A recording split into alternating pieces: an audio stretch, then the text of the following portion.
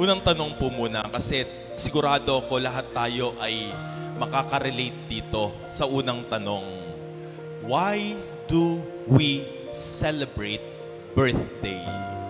Bakit tayo nagdiriwang ng kaarawan? Ang sagot ng iba, syempre naman, Father, para kung ilang taon na po akong buhay dito sa mundong ibabaw. Bakit? Titigil na po ang pagse-celebrate ng birthday kapag ikaw ay yan.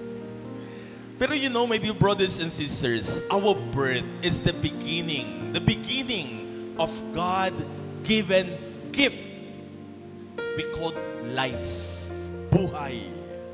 Pero you know, every time na tayo ay nagdiriwang ng kaarawan, we are asking the wrong question. Mali ang tanong natin. Ano yung mga katanungan natin pag tayo ay magbe-birthday? Unang tanong natin, magbe-birthday ba ako? Ayan, unang tanong magbe-birthday ba ako? Sige. Kung nakapag-decide ka na magbe-birthday ka, ano ang pangalawang tanong? Maghahanda ba ako? Pangalawang tanong nyo yan. Bahala kayo. Pangatlong tanong, ano ang ihahanda? Ayan. Pang-apat na tanong, ano naman po? Saan gagawin? Pang-apat na tanong, pang-limang tanong, ano ang tema? May motif ba? May costume ba? Pang-anim na tanong, ano po? Sino ang iimbitahan? Yun yung mga katanungan natin. Every year, ang tanong na kinukonfronta natin. Pero sana, every time that we are celebrating birthdays, sana tanungin natin ang dalawang bagay. Una, what is my purpose and mission in life? Ano ba ang role ko dito sa mundong ibabaw na ito? Pangalawa, receiving life, do we recognize and appreciate that God-given life, that gift of life to you? Nagpapasalamat ka ba sa Diyos? Kasi marami sa atin, ayaw ng buhay na ibinigay ni Lord sa inyo. Di ba? Gusto natin maging iba yung buhay natin. Lord, ayaw ka ng ganitong buhay. Gusto ko, anak ako ng kontraktor ng DPWH. Taas ang kamay ng gusto maging anak ng DPWH officer. Yung totoo lang. Yung totoo. Ako gusto ko. Nakakainis. Pero we will back to the question, what is your purpose and what is your mission in life? Bakit ko sinabi ito? Mga kapatid, today we are celebrating the birthday of Mama Mary in a very special way. Tinanong ni Saint Augustine, bakit ba natin pinagdiriwang ng birthday ni Mama Mary? Di ba dapat si Jesus? Kasi napagbibintangan tayo ng mga protestante. Kayo, sinasamba nyo si Maria, no? Paulit-ulit na nating sinasagot, hindi. Ang sagot nila, oo. Sarap. Sinabi ng hindi. Kasi hindi rin natin kayang ipaliwanag ang pagkakaiba ng pagsamba at paggalang. Unawain natin yun para maunawaan rin nila. Ang sinasamba, ang Diyos. Pero we give utmost reverence, high reverence sa ating ina ni Maria. Sabi ni San Agustin, through her birth, through this birth, the nature that we inherited from our first parents has changed. Biglang nagbago. And you know, kanina sinabi ko, the yes of Mary undid the no of Eve. Yung paghindi, yung pagtalikod, yung pag-ayaw ni Eva sa kalooban ng Diyos, si Maria ang nagbago. And she has negated that no. And what is the fruit? Ano ang bunga? ipinanganak ang kanyang anak na ating tagapagligtas. Kaya mga kapatid, kinakailangang ipakita natin ang ating, hindi paghanga yung ating pakikitungo sa Kanya, yung ating devotion sa Kanya. Ngayon, tatanungin ko kayo, ano ba ang tunay na devotion kay Maria? Father, kami po ay nagro-rosaryo. Father, kami po ay septenaryo. Father, kami po ay pumupunta sa Baklaran. Father, kami po ay nagpupunta sa Antipolo. Father, kami po ay nagmamanawag. Yun, magagandang mga devotion yun. Pero ano ang tunay na devotion kay Maria? Ito po yun. Yung paggaya sa Kanya. Kasi kahit marami kang dinadasal, kabisado mo ang lahat ng mga panalangin, lamang ka ng simbahan, napupuntahan mo ang lahat ng mga lugar kung saan iginagalang si Maria, ang iyong ugali ay nananatili na hindi ka parehas ng ugali ni Maria, baliwala ang iyong debosyon. Laman ng simbahan ka nga, ang gaspang pa rin naman ang ugali mo, baliwala yan. Ipakita natin ang ating sa ina ni Maria, sa ina ni Jesus, sa pamamagitan ng paggaya sa kanyang ugali. My dear brothers and sisters, ang tanong sa pantanong, bakit ba pinili ng Diyos si Maria? Why God is so fond of Mary? Why God made Mary His favorite creature? Naging paborito kasi pinili. Mary received a singular grace. Nag-iisa. Wala ka nang makikitang ang babae na naglihi na hindi nakatagpo ng isang lalaki. Kaya kapag merong lumapit sa akin, Father, nagdadalang buntis ako. Si Lord ang Ama. Alam mo, kulang lang yan sa kain. Hindi yan pwede. Pero kung si Maria, nabuhay sa panahon ngayon at sasabihin niya, ako, buntis ako. Anong pwede nating sabihin? Teka lang, Maria. Katulad rin ng reaksyon natin kanina, teka lang. Pero alam nyo, ang sagot dito ay dahil walang hindi mapapangyari sa Diyos. Naging paborito, bakit? Alam ng Diyos. Dahil si Maria, akma sa kalooban ng Diyos. Alam ng Diyos si Maria, utugon. Yun sa kalooban din ng Diyos. Kaya nga ang bati ng anghel kay Maria, di ba? Mapalad ka, Maria, dahil ipagbubuhat mo ang anak ng kataas-taasan.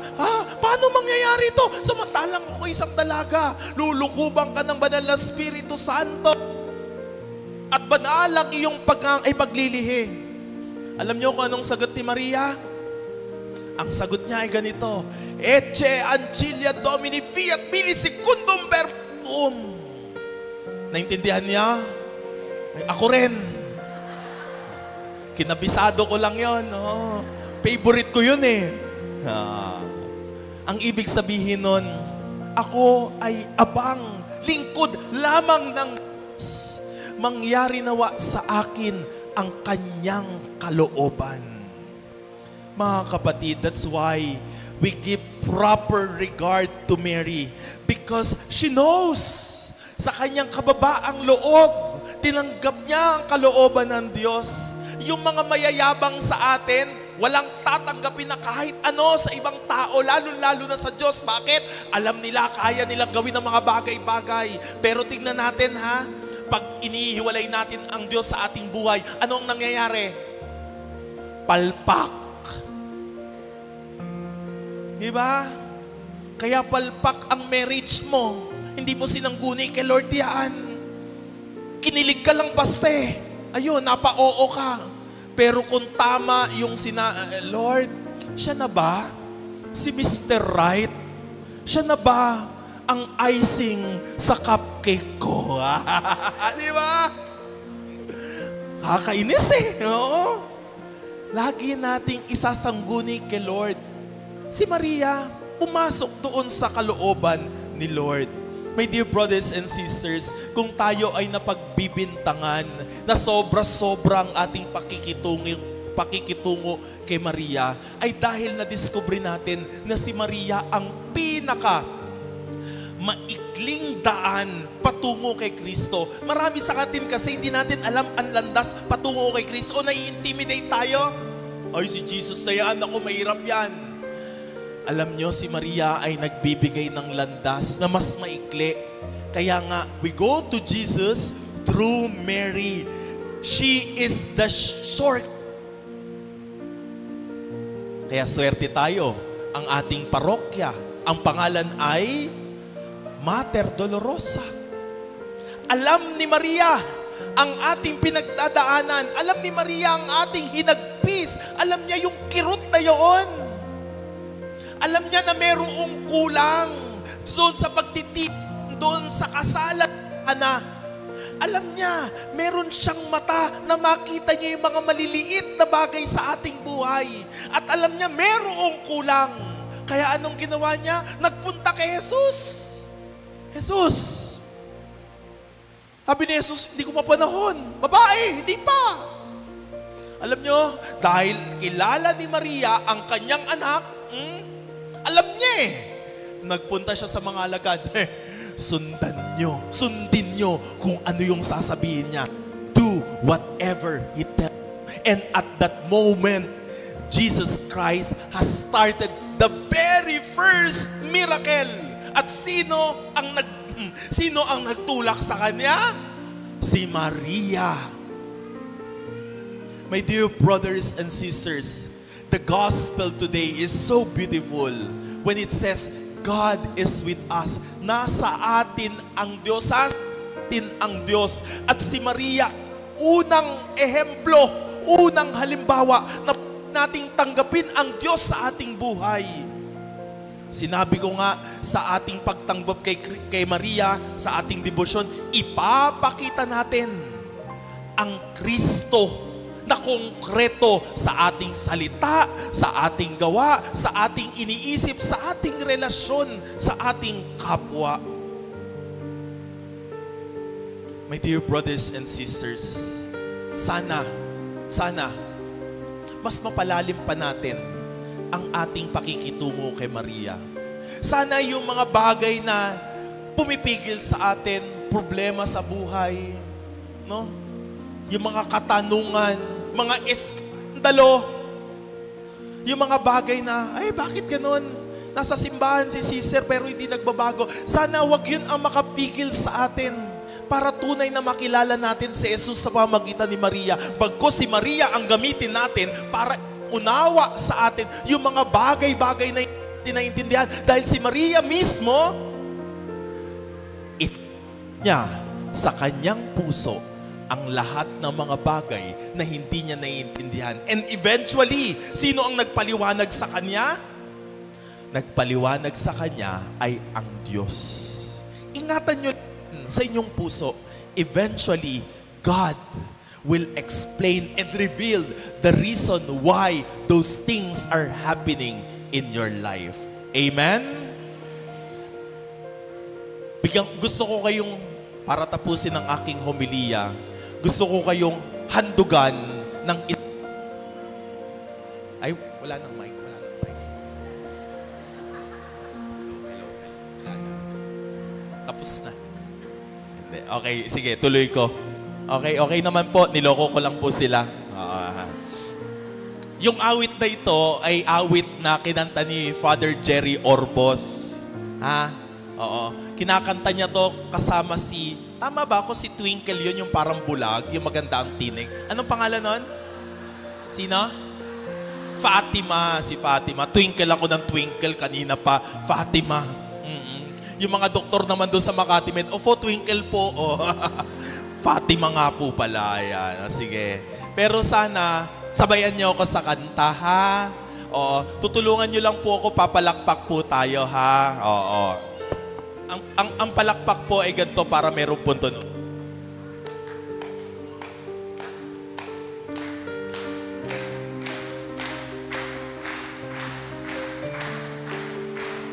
Huwag mabilis, dahan-dahan lang. Okay, okay. Ulitin natin, ha?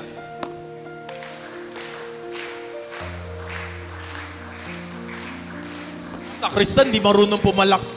O, ayusin natin para hindi ako malito. Dahan-dahan, okay.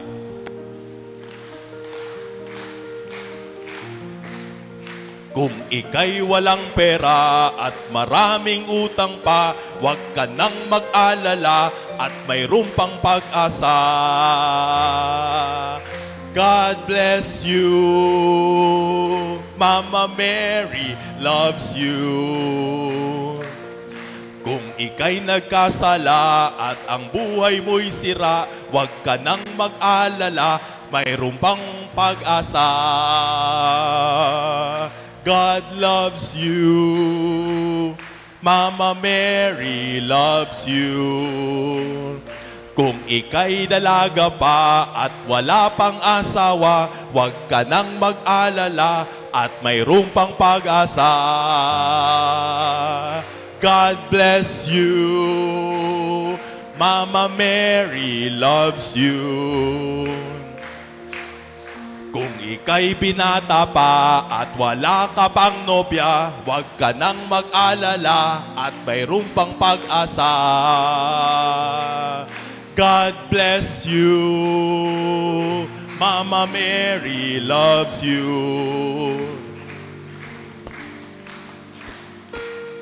Kung ikaw ay mataba, bilbil mo'y kitang-kita, huwag nang mag-alala, mayroon pang pag-asa.